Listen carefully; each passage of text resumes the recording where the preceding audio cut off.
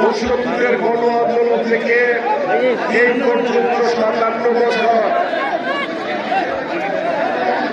মুক্তিযুদ্ধের গণ আন্দোলন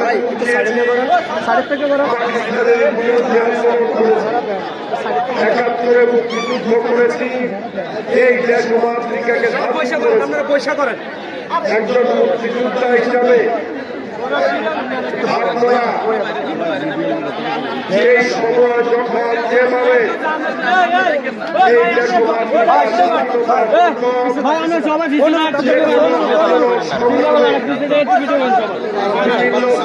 থেকে আমাকে আহ্বান জানানো হয়েছে, আমি বাংলাদেশের স্বাধীনতা সার্বভৌমত্ব রক্ষার জন্য প্রত্যেকটি স্তরে স্তরে আন্দোলনে আমার সারা জীবন আমি অংশগ্রহণ করেছি। স্বাধীনতা এই দেশের সকল মানুষের একটা শ্রেষ্ঠ অর্জন। আমি মুক্তিযোদ্ধা হিসাবে এই স্বাধীনতা হচ্ছে আমার শ্রেষ্ঠ অর্জন। আপনারা জানেন এই স্বাধীনতার যুদ্ধে দেশের 7.5 কোটি মানুষ যখন মুক্তিযুদ্ধের পক্ষে অবস্থান নিয়ে মুক্তিযোদ্ধাদেরকে সাহায্য করেছে, সহযোগিতা করেছে, আশ্রয় দিয়েছে, সেই সময় দেশদ্রোহী মুক্তিযুদ্ধ বিরোধী একটা শক্তি সেই দিন পাকিস্তানি হানাদারদের বিরুদ্ধে অবস্থান নেওয়া মুক্তিযোদ্ধাদের বিরুদ্ধে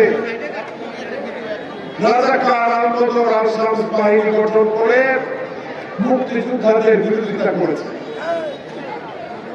গোলাম আজম রাজাকার বাহিনী গঠন করেছে, আলবদর বাহিনী গঠন করেছে, আল-শামস বাহিনী গঠন করে সেই দিন মুক্তিযোদ্ধাদেরকে হত্যা করার জন্য অস্ত্র হাতে পাকিস্তানিদের দুশমন হিসেবে লড়াই করেছে। আলবদর বাহিনী বাংলাদেশের সকল শিক্ষা প্রতিষ্ঠান ছাড়াও এই দেশের পেশাজীবী ডাক্তার, ইঞ্জিনিয়ার, জার্নালিস্ট সহ বিভিন্ন শিক্ষা প্রতিষ্ঠানের শিক্ষকদেরকে, বুদ্ধিজীবীদেরকে হত্যা করেছে। এই হত্যাকারীদের বিচার করার জন্য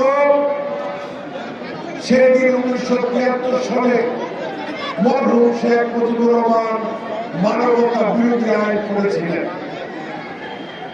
যে সমস্ত বাহিনীর সহযোগিতা করে এই রাজাকার বাহিনী, আল-শামস বাহিনী, আলবদর বাহিনী মা বোনদের ইজ্জত লুট করার জন্য পাকিস্তানিদেরকে সাহায্য করেছে, যাদের যাদের বিরুদ্ধে জাতীয় অপরাধ প্রমাণিত হয়েছে তাদেরকে মানবতা বিরোধী অপরাধে শাস্তি দেওয়া হয়েছে। আপনারা এগুলো জানেন তো?